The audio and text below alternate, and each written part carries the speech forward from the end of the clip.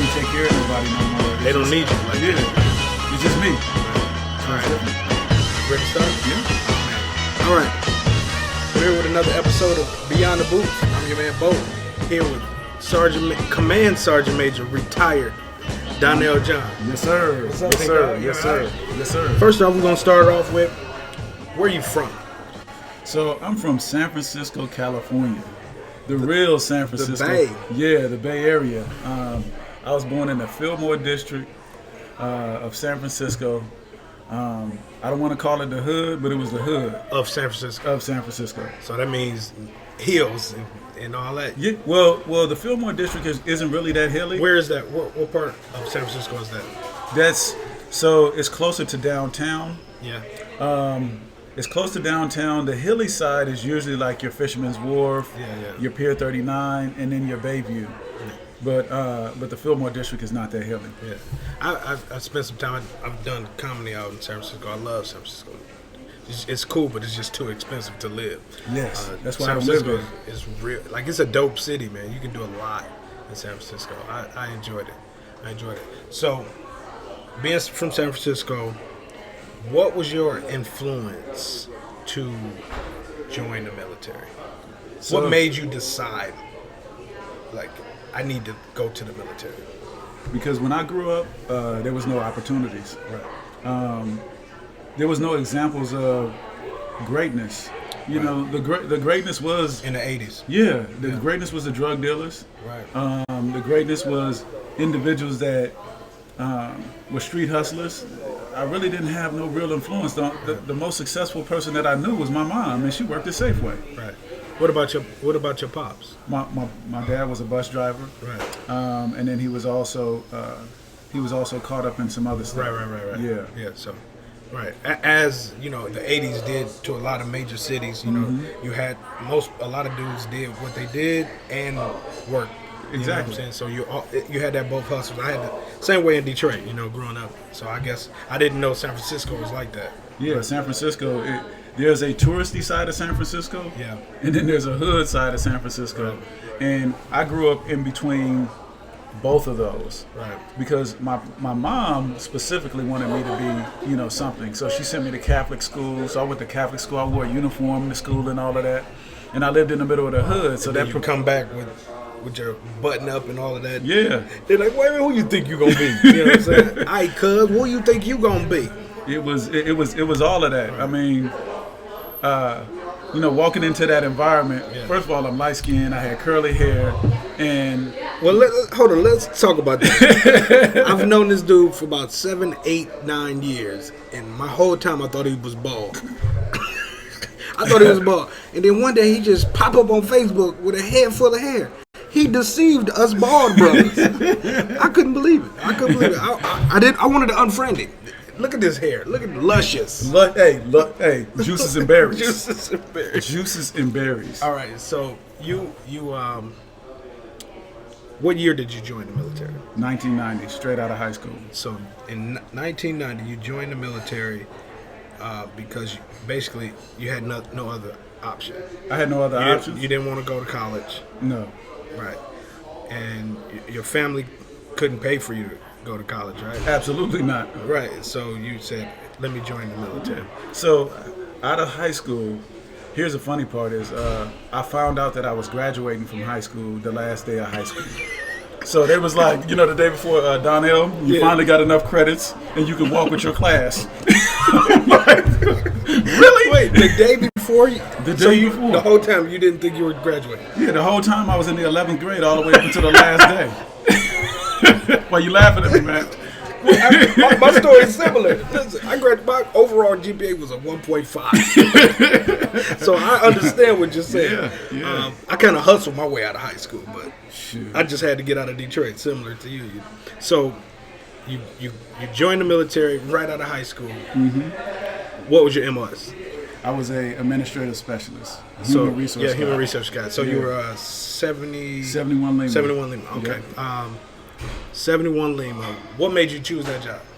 So my recruiter, he kept on telling me, "Hey, you want to jump out of planes?" I was like, "Nah." you want to be infantry? Nah. I said, what job can I have an office and work with girls? That was my influence. Oh, that would have made me jump too. So that was your first option. Mm-hmm. So he didn't put any other. It was like these three, and you had to qualify for them. But that was you were open to all those options. That was the only option I was giving him. You know what the recruiter told me? Now, I was Camo, 31 uniform. He said, "Oh man, you're gonna love that job. You're gonna love it. You're gonna be up on the hill with women. You're gonna be up on the hill with what he said was, you're gonna be up on the hill with a bunch of bitches." Right. I was, but it was a E6 white dude. He was the biggest bitch.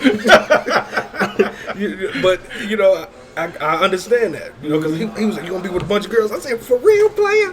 Right. And change, it was totally different. Mm-hmm. So 1990, and that was pre Gulf War. That was Gulf War, 1990. You joined before or after? I joined before. And so, while you're in training, did the war kick off? Absolutely. Did it scare the shit out of you? Tell me the truth. So here's the truth. I want you to tell me the truth. Here's the truth. I thought because I was a 71 Lima, I wasn't going to war. Look, the entire time I'm in training, they telling us, "You going to war. You going to war." I was like, man, I'm a 71 Lima. I can't go to war. I was ignorant. I didn't know. Right. I'm like, they don't need me. Yeah. What am I going to do? Throw a typewriter at somebody? Yeah. And our last day of AIT, we standing in front of formation, and the commander stands up there and he says, "You're going to one or two places." He said, "You're going to postal school on your route to Iraq, Saudi Arabia," and then he said, "You're going to either that or grave registration school." Guess which one they sent me to? Grave registration. Grave registration school to toe tag. So you were tagging bodies? That's what I was supposed to do. I didn't end up doing that. Oh man, Yeah. this whole podcast is about to change. Yeah. This episode is about to change. Yeah. I don't know if I was ready for it. I wasn't ready for it. So en route to going to that school, what happened? So en route going to that school, they sent us to the school to Fort Lee. Yeah. And so this school was supposed to be two weeks. This was a 24-hour crash course in toe tagging. Yeah. And so, because the war, and they needed y'all to go to y'all unit immediately. Right. So this is before everything started.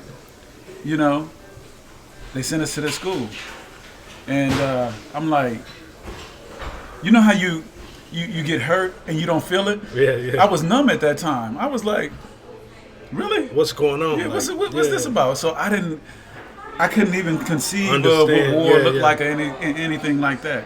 It was different in my mind. So you went to Gulf War? Yes. Oh, you're my first Gulf War veteran, or participant, right? Mm-hmm. So I appreciate you. Hand clap for it. So what unit where were you stationed that went to Gulf War? Here's the deal: is they sent us as 22 privates. There was no unit. They sent because people just started picking y'all when y'all got over there. Yeah, we got over there, and then they sent us to.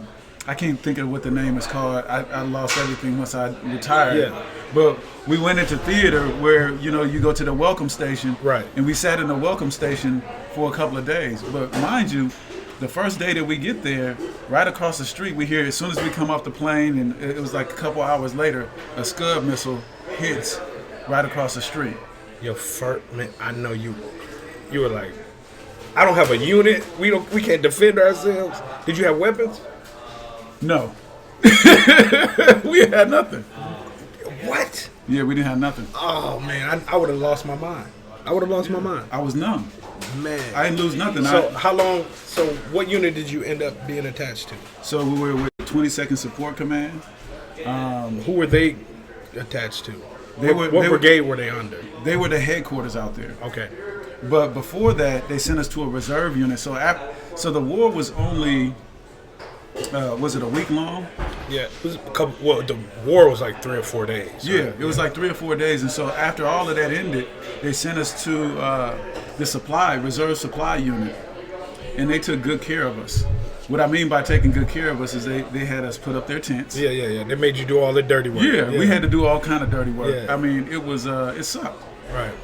All right. So you come back from the war. that you didn't foresee going to. Right.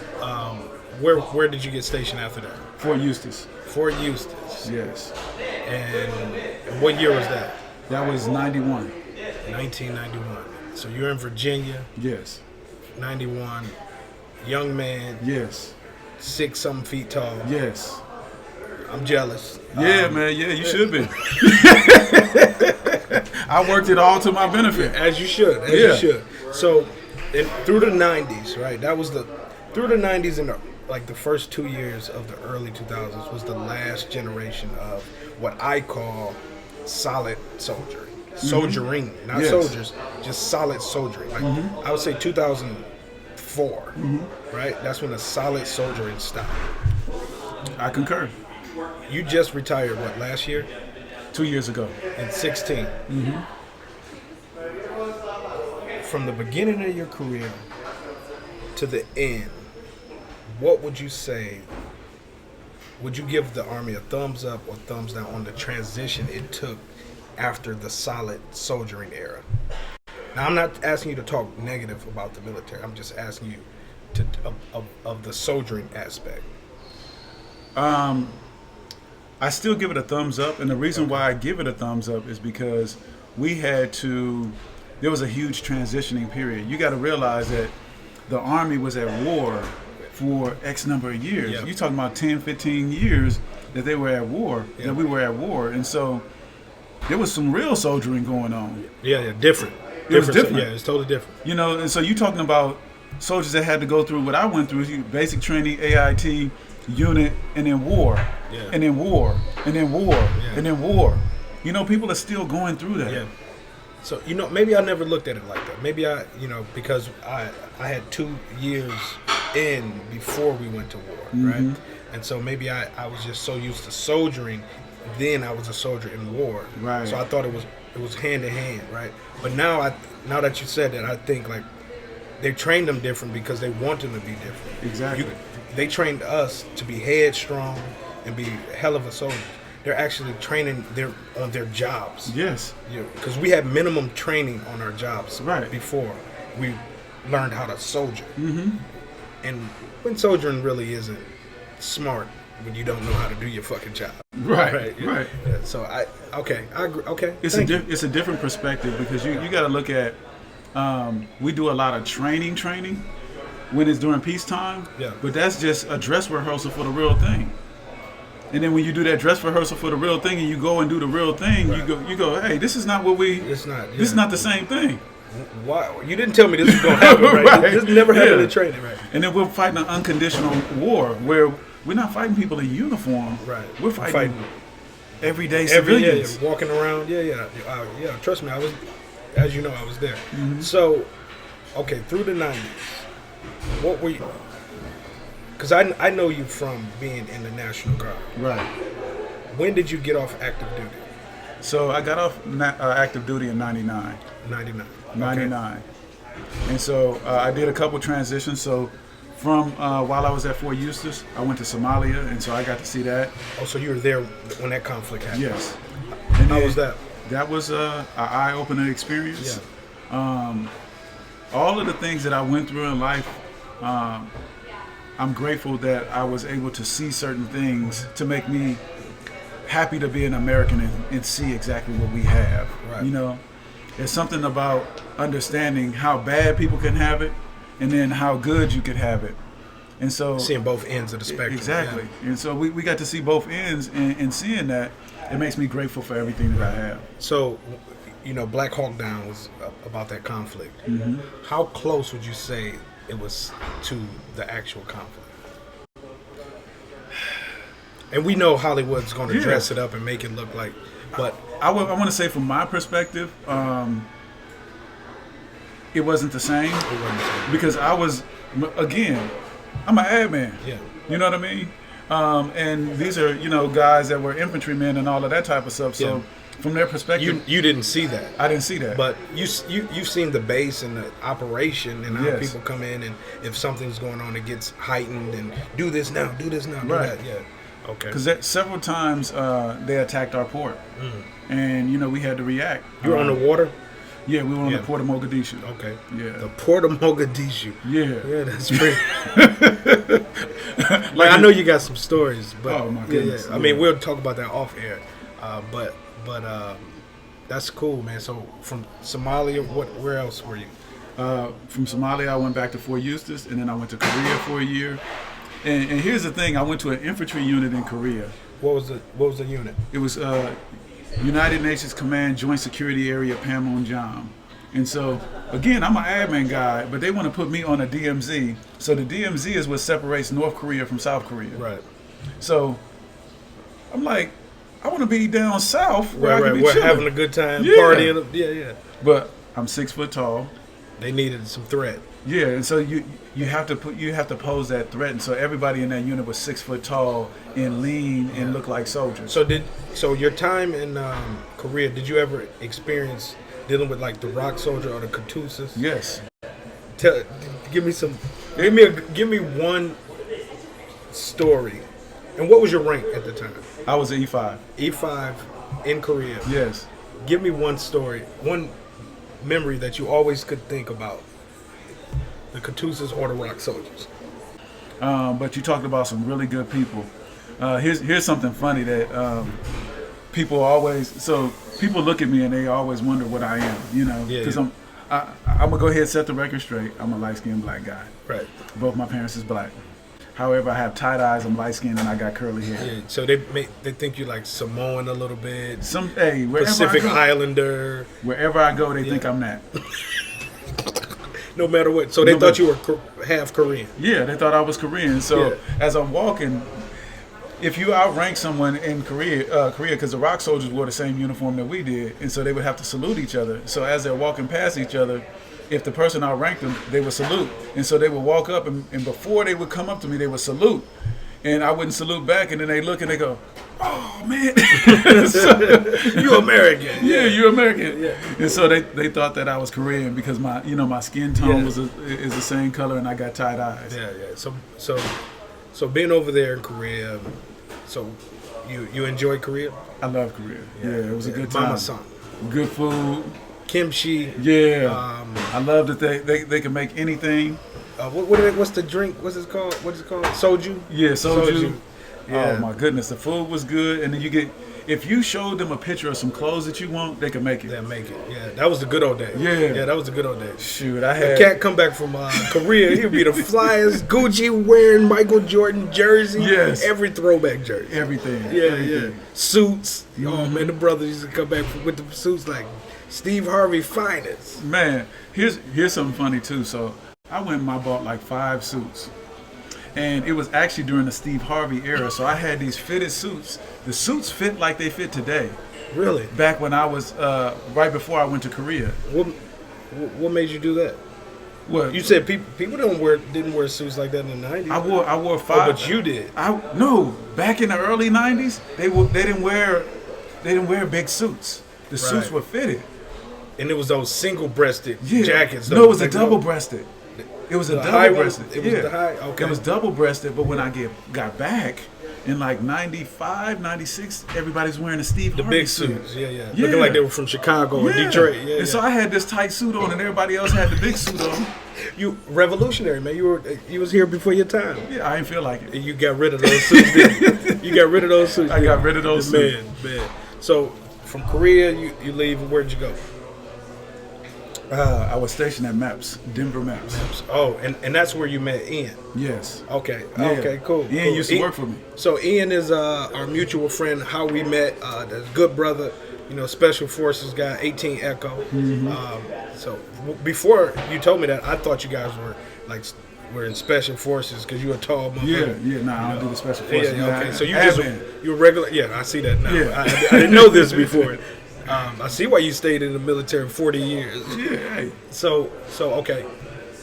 You go to Denver. Where'd you get off active duty? In Denver. In Denver. At the MEPS. Where'd you meet your wife? In Denver. So you just enjoyed Denver. Yeah, that's cool. Yeah. So now you're married in Denver. Mm-hmm. What made you transition to be married? Like, what made you want to get married?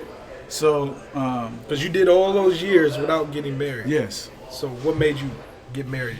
So Denver, I was a single man. Yeah, and I will say this: in Denver, the white women really love brothers. Yes, they did. Yeah, I know. I still to this day. Yeah, but I had a great time in Denver. Right. I had a really, really great time. Yeah. But I was 26 years old. Okay. And I used to go to this club every week. It was called Jimmy's. And so when I say I had a great time at Jimmy's was the spot where everybody went, where the who's who of who's who went there. Right. And I was partying like crazy. And then it one day my wife showed up in there. And I saw her from across the bar. I spotted her. She was on the other end. I was like, wow. Yeah. That woman is beautiful. I went all the way to Was she in the military or No. she's from Denver? She actually was in Denver visiting her sister. Okay. I believe she just moved with her sister. And so she had never been to that club before. Where's your wife from? She's from Gary, Indiana. Original gangster. Original. In the 90s, she probably stole your wallet and everything. Reason why you married her because you want to get your stuff back. You end up going. I'm sorry. I'm joking, Big John. I'm joking. So you're married. What changed when you got married in the military for you as a soldier? What changed for you? So while I was stationed at MAPS, I had my own apartment, so I lived by myself. There was really not that many soldiers around. And when I met my wife, shortly after I met her, 6 months later, I proposed to her, and then we got married. But I found out, she was the one. Right. She made me better. And your wife is pretty dope. Like, y'all have a good time with each other. She's good. She's good people. That's my best friend. Y'all have to see y'all out. Y'all have a good time. You know what I'm saying? I enjoy. When we do hang out, I've hung out with you and your wife 2 or 3 times. Yes. It's always a good time. She's cool, real cool. Good people. Yeah. And that's what I loved about her is whenever I brought her around my friends, I didn't have to be anything else. Right. She was cool and all my friends loved her. Yeah. And she was real with me and she made me better. So that's why I got married. That's what you want, someone to make you better. So from there, you stay in Denver. You're now in the National Guard. You're married. You have your son, who's now in Hampton, 2nd year in Hampton. Shout out to Lil John. Yeah, my Lil man. D. So now you move to D.C. Mm-hmm. This is where I met you. You're a sergeant major. What's the difference being a sergeant major and being a, let's say, a E6? Like, how do you look at the military? I didn't realize what a sergeant major did until I became a sergeant major, and I didn't understand the influence that a sergeant major has and how a sergeant major can make things happen. And I realized that that influence could actually change people's lives and make them better and enjoy the organization. So I looked at myself when I got promoted to command sergeant major. That was the pinnacle. I cried. Really? Yeah, because I didn't. You talk about this kid that went to high school and graduated. Was in the 11th grade. Just trying to get until the day of graduation. They didn't want you back. That's right. Let me tell you, they didn't want you back. I talked to him. They said, you know what? We wanted to get him the hell out of San Francisco because he was fucking the school up. Stealing and all types of shit. Yeah. So, sergeant major, you cry. And you become.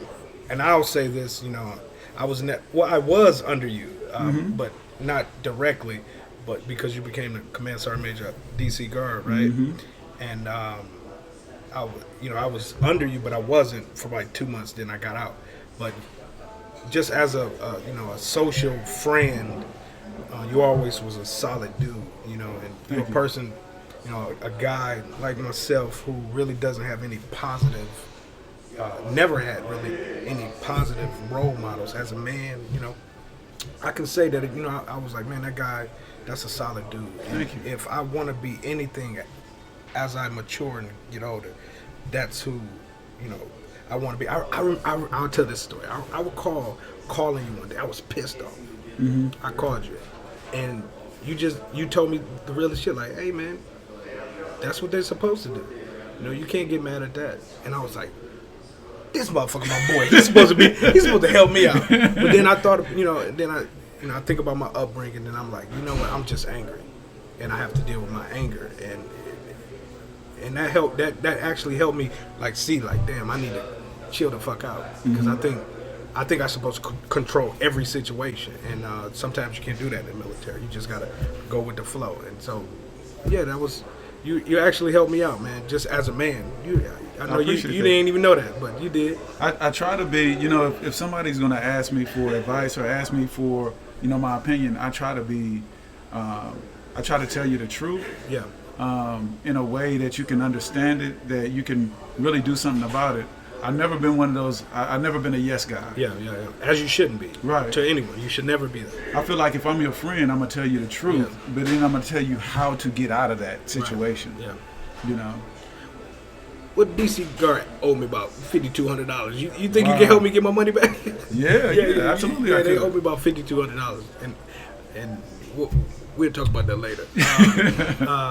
So, all in all, right? You look back on how many years did you do? 26. 26 years, command sergeant major.